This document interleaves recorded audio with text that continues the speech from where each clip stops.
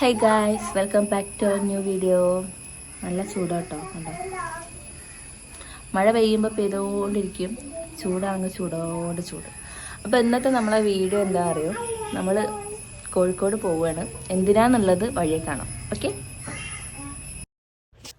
So guys, നമ്മൾ വീട്ടിൽ നിന്ന് പുറപ്പെട്ടു കേട്ടോ. ഫാമിലി ആയിട്ടാണ് പോകുന്നത്. അതായത് പ്രജിയേട്ടനും ചേച്ചിയും കുട്ടിയൊക്കെ ഉണ്ട്. നമ്മൾ കാറിലാണ് പോകുന്നത്.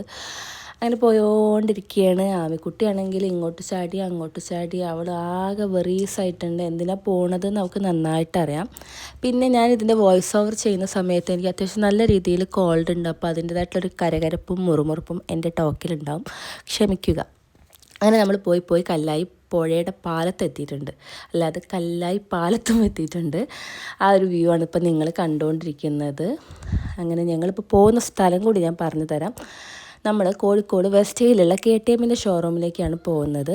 നിങ്ങൾ ഇപ്പോൾ വിചാരിച്ചിട്ടുണ്ടാവും വെറുതെ ഷോറൂമിലേക്ക് പോകില്ലല്ലോ എന്ന്.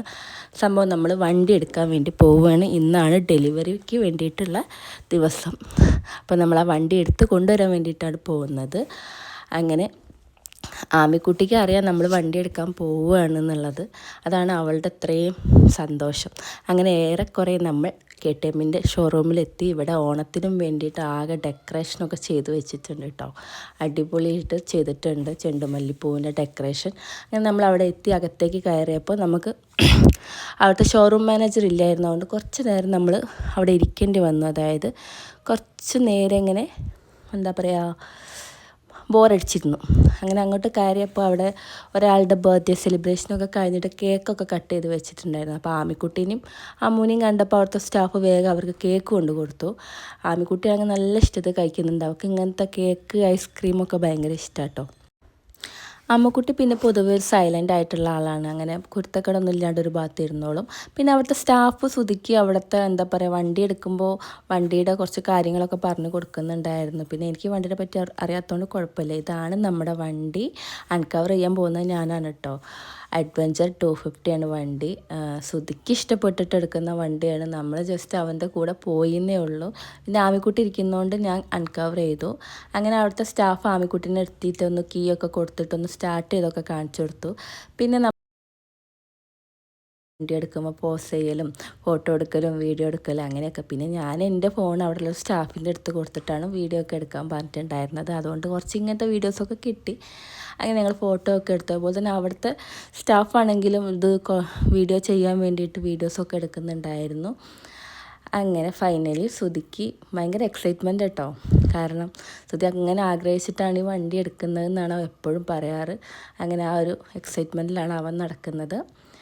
ആമിക്കുട്ടീനെയും കൊണ്ട് കുറച്ച് നേരം കയറി ഇരിക്കുകയൊക്കെ ചെയ്തു. ആമിക്കുട്ടിയാണെങ്കിൽ എപ്പോഴും പറയും ഞാൻ അച്ഛൻ്റെ ബാക്കിലാണ് ഇരിക്കുക എന്നാണ് പറയാം. അവൾ ഫ്രണ്ടാണ് ഉദ്ദേശിക്കുന്നത്, ബാക്ക് എന്നാണ് ഓൾവേസ് അവൾ പറയാറ്. ഇപ്പോഴാണ് അവൾക്ക് പറ്റിയത്. നമ്മൾ ആദ്യത്തെ വണ്ടി എന്ന് പറയുന്നത് SS 125 ആയിരുന്നു. അതിനകത്ത് ഇങ്ങനെ ഇരിക്കാൻ പറ്റില്ലല്ലോ. ഇവളുടെ ഒരു ഡ്രീമായിരുന്നു ഇങ്ങനെ ഇരിക്കണം എന്നുള്ളത്. അങ്ങനെ വണ്ടിയുടെ രേഖകളൊക്കെ ഞാൻ കൈപ്പറ്റിയിട്ടുണ്ട്. നമ്മൾ അവിടെ നിന്ന് ഇനി തിരിച്ച് വീട്ടിലേക്ക് പോകണം. അപ്പോൾ കാറിൽ വന്നതുകൊണ്ട് പ്രജിയേട്ടനും ചേച്ചിയും കുഞ്ഞും ആമി അതിനകത്താണ് പോകാൻ വേണ്ടിയിട്ട് നിൽക്കുന്നത് കേട്ടോ. അങ്ങനെ അവർ കാറിലും നമ്മൾ ബൈക്കിലുമായിട്ടാണ് തിരിച്ച് നാട്ടിലേക്ക് പോകുന്നത്. എന്തിനാണ് അവിടുന്ന് ഇത്രയും ദൂരം വന്നിട്ട് വണ്ടി എടുത്തത് എന്നുള്ളത് ഒരു വലിയ കഥയാണ് കേട്ടോ. അത് ഈ ഒരു വീഡിയോയിൽ പറഞ്ഞാൽ തികയില്ല. അതുകൊണ്ട് ഞാൻ ആ കഥ ഇവിടെ പറയുന്നില്ല. അങ്ങനെ അവർ പറഞ്ഞ എല്ലാ ഡയറക്ഷൻസും കാര്യങ്ങളൊക്കെ കേട്ട് അവിടെ നിന്ന് വണ്ടി എടുത്ത് പോവുകയാണ്. സുധിക്കാണെങ്കിൽ ഡ്യൂപ്ലിക്കേറ്റ് കീയും അതിൻ്റെ കാര്യങ്ങളൊക്കെ അവർ പറഞ്ഞു കൊടുക്കുന്നുണ്ട്. ഇതാണ് അവിടുത്തെ ഷോറൂം മാനേജർ. ഇവർ ഓൾറെഡി തിരൂർ വർക്ക് ചെയ്തിരുന്നപ്പോൾ നമുക്ക് പരിചയം ഉണ്ടായിരുന്നു കേട്ടോ. അങ്ങനെ ഒരു പരിചയത്തിലാണ് അവിടേക്ക് എത്തിയിട്ടുള്ളത്. അങ്ങനെ വണ്ടിയുടെ എല്ലാ സെറ്റപ്പും കാര്യങ്ങളൊക്കെ മനസ്സിലാക്കി ആ ഷോറൂമിൽ നിന്ന് വണ്ടി എടുത്ത് നമ്മൾ പോവുകയാണ്. ഇനി ഇത് യൂട്യൂബിലത്തെ റവന്യൂ കൊണ്ടാണോ വാങ്ങിയതെന്ന് ആരും ചോദിക്കരുത്. സുധി സ്വന്തം റവന്യൂ കൊണ്ട് വാങ്ങിയ വണ്ടിയാണ്. അപ്പോൾ ആ ചോദ്യം ഞാൻ ഇതിനകത്ത് റെസ്ട്രിക്റ്റ് ചെയ്തിട്ടുണ്ട്. അങ്ങനെ ആൾ വണ്ടി എടുത്തിട്ട് പുറത്തേക്ക് വരാൻ വേണ്ടി ഞാൻ പുറത്ത് വെയിറ്റ് ചെയ്യുകയാണ്. ബാക്കിയുള്ള ആൾക്കാരൊക്കെ പോകാൻ വേണ്ടി കാറിനകത്തൊക്കെ കയറി ഇരിക്കുന്നുണ്ട്. ആൾ ഭയങ്കര ഹാപ്പി ആയിട്ട് ആ വണ്ടി അവിടെ നിന്ന് എടുത്ത് വരുന്നുണ്ട് കേട്ടോ. അപ്പം നമ്മുടെ കയ്യിൽ ഓൾറെഡി ഉണ്ടായിരുന്നത് SS 125 ആയിരുന്നു. അതിൻ്റെ മുന്നേ നമുക്കൊരു ഡ്യൂക്ക് ഉണ്ടായിരുന്നു, അതും 125 ആയിരുന്നു. അപ്പം അതിൽ നിന്ന് കൂടിയ വേർഷനിലേക്ക് ആൾ മാറിയിട്ടുണ്ട്. അപ്പോൾ ഭയങ്കര സന്തോഷത്തിലാണ് അങ്ങനെ നമ്മൾ പോയോണ്ടിരിക്കുക കേട്ടോ. അപ്പോൾ ഇന്നത്തെ വീഡിയോ ഇത്രയേ ഉള്ളൂ. വീഡിയോ കണ്ടിഷ്ടമായി കട്ടയ്ക്ക് കൂടെ എന്നോളൂ. ഇനി അടുത്ത വീഡിയോ ആയിട്ട് വരുന്നവരെ ബൈ.